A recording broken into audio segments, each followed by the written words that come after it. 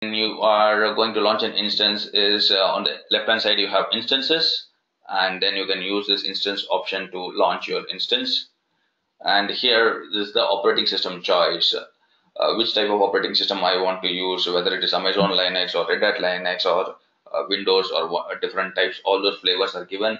And of course you have community AMIs are also possible. That is, as I said, community has created custom packages for a lot of softwares and other thing. As you can see here, somebody has created a deep learning machine image for that.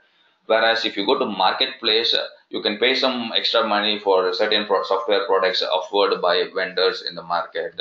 Say some examples are given here. Splunk is pre-configured and available, and Barracuda, there's another firewall, and Juniper Networks. Let me go ahead and say I want a CMS system, content management. Maybe let me search for that. I will be getting some content management systems, say WordPress from Bitnami is a company which pre-configures WordPress into EC2 instances and gives it for you. Likewise, there are many other people who provide me services, so I can go ahead and launch any of them as well. So this is how you choose your AMIs. In our demo, let us go ahead and choose our default ones that we always do, that is Amazon Linux. And one more thing I wanted to show you here is when you go to community AMIs, you get a lot of different options as well to choose your instance store type disk root disk type, and you can choose your disk architecture also, whether you want to do 32-bit or 64-bit. Sometimes older applications will run in 32-bit only, so you can go ahead and choose that as well. So let us go, and if I have my own AMIs, my company is creating some AMIs, it will appear here and I can choose them. So we will see how to create an AMI and come here and see whether it is appearing here and how to launch an instance using that. So going back, quick start, set Amazon Linux, and then here comes my instance types. So these are by default it lists out all the instance types, but you can see here whether I want general purpose, compute optimized or GPU optimized, memory optimized. All I have to do is, let us say, memory optimized. It picks up and gives up all the instances, and whether you want current generation or all generations. See, for example, here I have both R4 and R3, and if I go ahead and choose all generations, it is, if it is available, Amazon is going to list it for me. And remember, as I said, X1 is one of the latest, and X2 is also getting launched. And you see here the highest available is 1952 GB of RAM and 128 cores of virtual CPUs that you are going to get. So let us choose all instance types. Let us scroll down and see what is the biggest one Amazon offers right now. So I think still in Mumbai region, and for me, and each account will have a limitations also, remember. So my account currently has access to only X1. So that is the type of instance types, and again I'm going to restrict myself to T2 micro. Let us start with T2 micro and see how I can move to, say, for example, T2 medium or T2 small or some other instance types. So next is configure instance details, and leave the number of instances as what number you want. One is more than enough for learning purposes, and we will come and see how to purchase spot instances or other type of purchase options that we have in Amazon. This is my network configuration, and let us go ahead and choose for your case. If you don't have any other VPC, go ahead and choose the default one. In this case, I have another VPC, and I'm going to choose that, and I'm going to ensure that I want a public internet access. So I have different subnets or network configurations. I'm going to choose a public subnet here. We will see in detail in another video how to configure your VPC, how to configure your subnets. For now, you can go ahead and choose the default one and choose availability zone 1A or 1B. This is the choice that decides which AZ your server is going to sit in. So in this case, I'm going to say QA1, AZ1 public subnet. So my server is going to be in 1A. And yes, I want a public IP address so that I can connect to it. And if you remember, we saw how to create IAM roles, how to use IAM roles to copy files from my S3. I can do that at boot time also, and I'm going to choose this role here that says EC2 to S3. Great. And in case if you want your server to be protected from so that option is here. If you want your server to be protected from accidental termination, you don't want somebody with access to the terminal to go ahead and stop it without knowing what they are doing. If you check this box, there will be two controls. which will be triggered. That is, if you go and click on terminate, you will not be able to do that because that button will be disabled, and you need to disable this termination protection, and then you need to go ahead and stop your server. So if you enable that, your server is going to be protected against accidental termination. And shutdown behavior is when somebody clicks on shutdown, what happens? Do I get to terminate directly? Because there are sometimes people are running temporary servers and they don't want to use the stop option. They just want to go ahead and terminate it. But that is very rare. But if you want to do that, go ahead and customize to shutdown behavior to terminate directly. And monitoring, whether you want a detailed monitoring, as it says, additional charges apply. That is, by default, Amazon gives you 5-minute monitoring, and if you want to have less than 5 minutes, every 1 minute you want to measure the instance performance, then you go ahead and enable your detailed monitoring. And tenancy is a very interesting part. We'll have a detailed discussion later what this means. In short, your CPU, memory, everything is going to be shared by multiple people or multiple accounts when you choose the shared option. When you choose a dedicated one, that instance, that is the virtual machine and the virtual CPU and virtual memory is going to be dedicated for you, but the underlying hardware is still shared. But when you're talking about a dedicated host, the underlying hardware is also going to be dedicated for you. Of course, the cost is also going to increase when I move from top to bottom. So if I go shared, it's the least cost. If I go dedicated, some bit more money you are going to pay. And for dedicated host, you are going to pay even more money. So that is what it also reminds you, saying additional charges will apply for dedicated tenancy. Finally, T2 Unlimited, this is a very interesting feature. What happens is, let us say I have a certain compute units. That is how Amazon calculates it for T2 instances. And every minute or every second, you're giving X amount of units. And let us say I'm not running anything on my account. So this units gets accumulated in my account. And suddenly one day I want 10,000 units for doing some processing. And if my account has that many units accumulated, I will be able to use that in a short burst. And then once my burst has consumed all the accumulated units, it will come back to my default performance level that has been allocated to me. So that was the default configuration. Then Amazon came up with this additional configuration saying unlimited burst. So you can go beyond your accumulated units also if you enable this option. So that is what T2 Unlimited does for you. The next step is network configurations. Leave it as default. If you want hard-coded IP addresses, say my instance needs to have this private IP address, go ahead and put it here. But most cases, leaving it as empty is more than enough. And if you want more devices to be added, go ahead and add it. But at this stage, I wouldn't recommend it. Advanced details. This is the interesting part where your user data comes into picture. Remember, we are using a Linux instance. So I'm going to write some Linux commands here, something like #bin bash, and I'm going to say m-y install httpd, and I'm going to say service start httpd, and the command for starting it in boot time is, I forgot, let me check that again.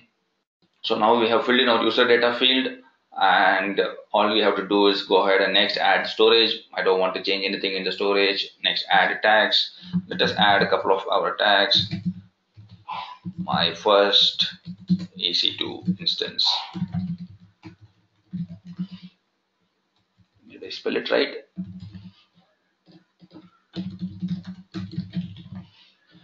Okay, next is configure security details, and remember I'm running a web server, so I will need port 80, and I am also running it to administer it also. I need a port 22 as well. So I configured a separate security group for that called as public security group, as you can see here in the description, and I have enabled ports for SSH, and I also enabled ports for HTTP. But network level configurations, as I said earlier, we'll see in detail. For now, these two ports are important to be open, and I have done that. And let us go ahead and launch. If all the details are fine, I'm just going to use the default key that I already have set up in the previous sessions. I'm going to call it to launch. So my instance is launching, and once again, remember, this is going to, when it says your instance is now launching, that means that it is taking the inputs and going ahead and setting up your instance. And this is your instance ID, which you will be using for recognizing that instance or doing some programmatic processing. And if you click on this view launch log, it will just say instance launch is successful, launch initiation is complete. It doesn't say that instance itself has booted. That's the difference here. If you go back here to the state, you can see here it says instance checks are initializing. What it means is Amazon gives you two checks when you go to status checks. There are two types of checks. One is system status checks and instance status checks. When we are looking at hardware and monitoring, we'll see that in detail. But in short, when Amazon says system status checks, it's about the underlying hardware, whether the Amazon hardware is good and everything is fine to run this instance properly. And when it says instance status checks, everything at the operating system level and everything at the network level you have configured is fine. So these two checks will be done, and when these two checks are successful, you will see something like a 2 of 2 checks passed here, something like this. Even if one of this fails, then you should trigger an alarm to your monitoring team to say something is wrong, let us reboot this machine or let us start another machine. So my server is still booting, and I've just taken a copy of my public IP address, and if my web server is online, I should be able to access it through this IP address in my browser. So let us go ahead and do something like this, just creating this URL. And if I'm go ahead and putting it in my browser window, if everything works fine, I should be able to see a web page here. So I can see the title change. That means that my content has been copied from my S3 bucket and my web server has come online, and it is able to serve pages to me. So that is how you set up a simple EC2 instance by configuring your region, availability zone, user data, and also setting up your user data to run some scripts, in this case a web server, and start it as well. So my instance is up and running. My web server is also up and running, available, and you can see here the status checks have also passed, and it says 2 of 2 status checks passed. And if I go here, and you can see here system reliability reachability checks are completed, and also my instance reachability checks are also completed. So if you remember, we set up our instance for termination protection. If I scroll down, I can find this field listed out somewhere here. Let me go ahead and find it. You can see here, this is the termination protection field, and it says true.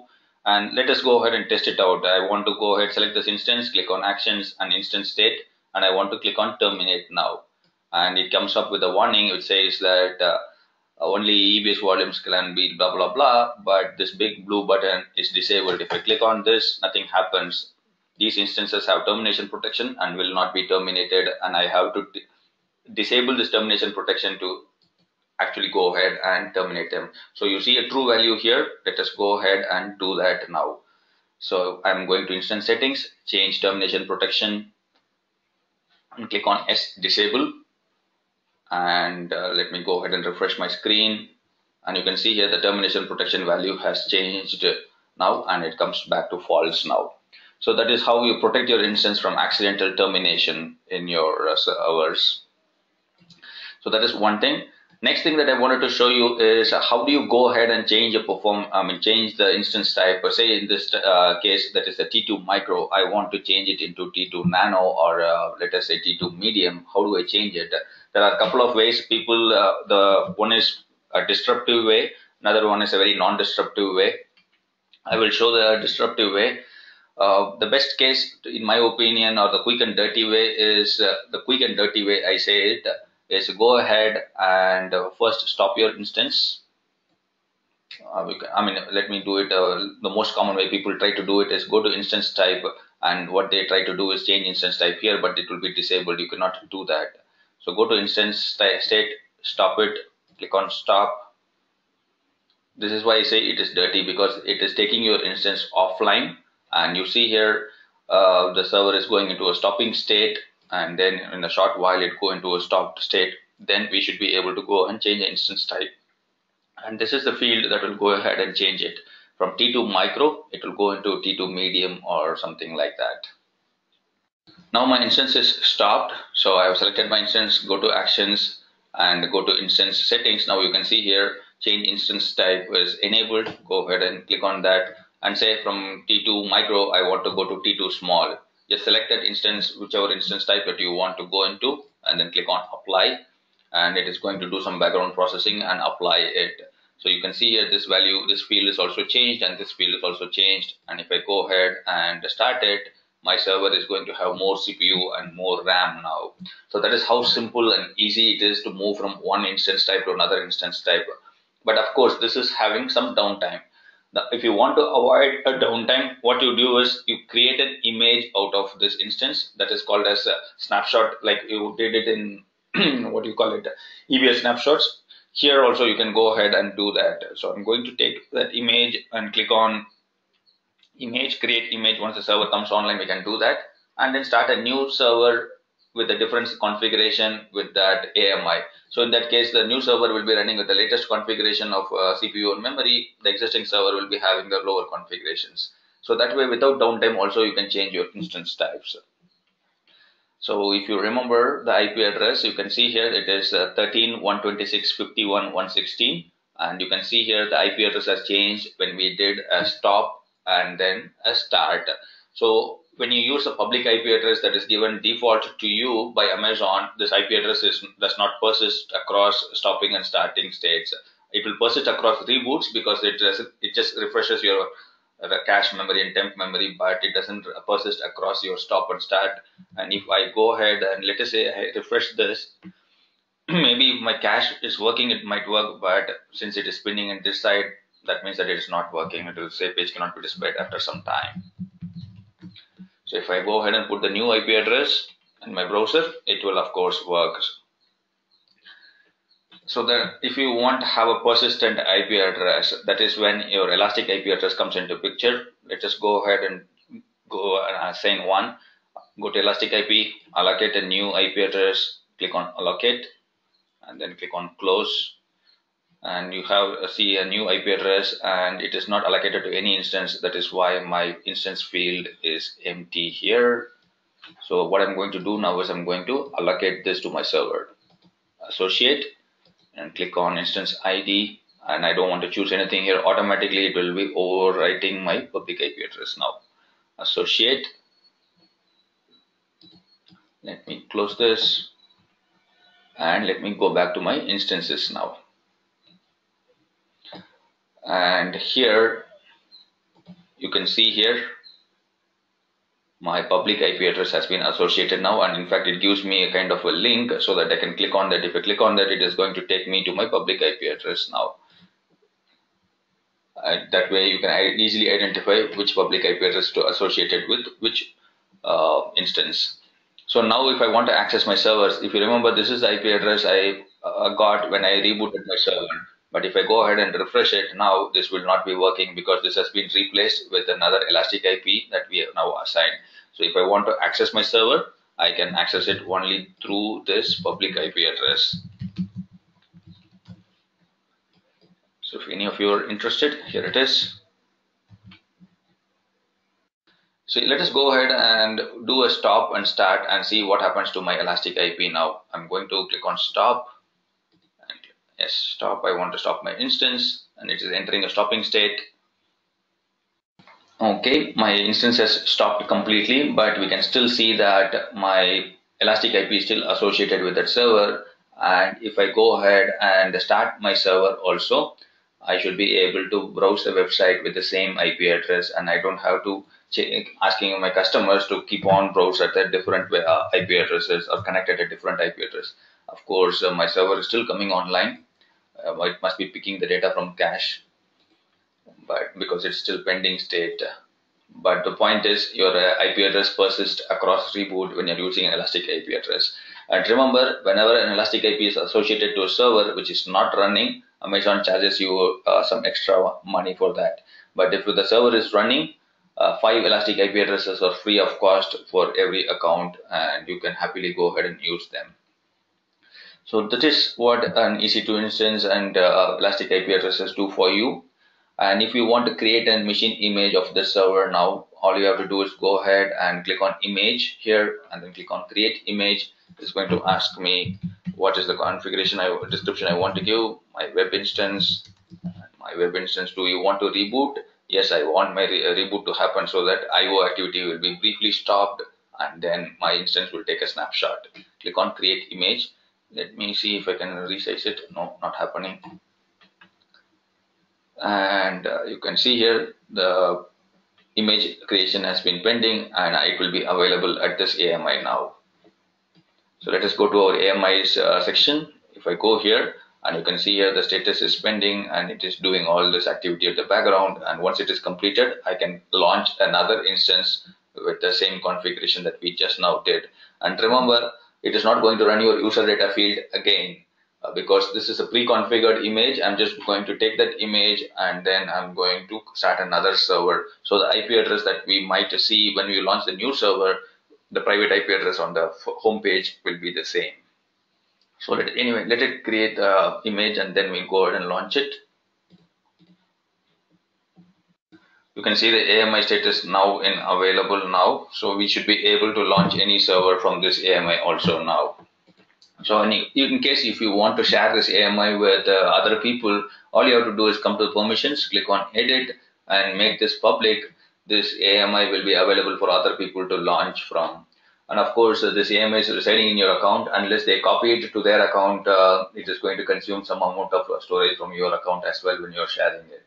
So that is how you share your AMI with any other account number, by using the account number here or making it public so that anybody can use it. And tagging, we know what it does. And if you want to have any descriptive messages, so always add your description to your when you're creating your AMI so that you know what you are creating here.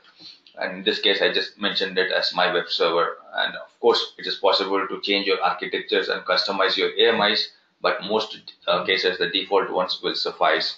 So this is my AMI ID 96. Let me copy that. And if I want to launch a new instance, whatever, let us say I'm going to launch a new instance from my EC2 dashboard and go here. And one thing I can do is I can go to my AMIs and then I can search for that. And you can find that my web instance AMI is available here. Select it and I can go all the way, say T2 micro, great, default instance, enable public IP address, whatever it is. Go ahead, next. I just want to add this tag.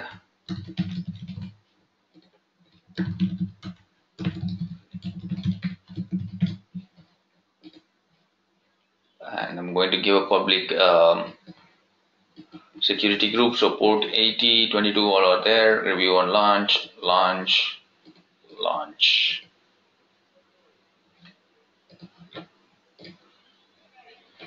And now you can see here my second instance from my customized AMI is getting launched. And remember, I did not give any user data field, but I should still be able to have a web server running on my AMI here.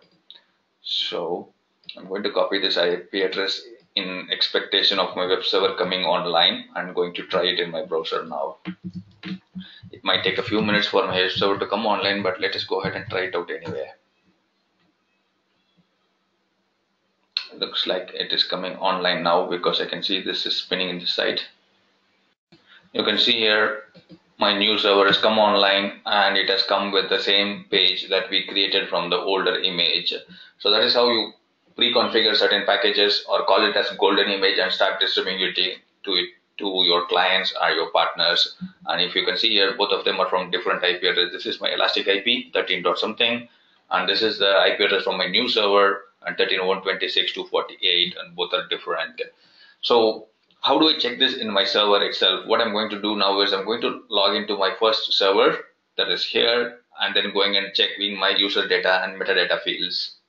So I'm connected to my server, and what I'm going to do now is I'm just going to do the curl command because I'm in Linux. Curl must be there. If not, just press curl enter, and if you're not getting command not found, that means curl will not be there. But most Amazon Linuxes come with curl. So the URL is something like http 169.254 and .254/latest/meta-data. Okay, put a /. So these are all the different fields that are available for me, and if I want to say I want to find the AMI ID, all I have to do is just go ahead and pick this and press enter, and you can see here the AMI ID is listed out here. Of course, this is in text and plain text, so that is why you don't see an enter character at the end and the prompt comes here itself. Say for example, I want to get my public IP address now. So all I have to do is go ahead and find my public IPv4 just need to ensure there is a / here, and I get the public IP address here. And you can go ahead and find out security groups, anything that you want, just put in the metadata followed by the tag that is provided there, say IAM, and it is going to list me the role or information related to that. So that is how you access your metadata. But in case I want to access my user data, all I'm going to do is change this value from meta to user and press enter, and it is going to give me the script which I pasted to the server here. And of course, user data has one advantage. You can check it out in the browser also. If I go to my browser here and select my instance and click on actions, and here if you go to instance settings, here you will have this view or change user data. Here also you can check the same values. But quite often people don't use GUI, they use programmatic means, so that you will have to come here. You won't have to come here and check it, you can do it from your command prompt itself.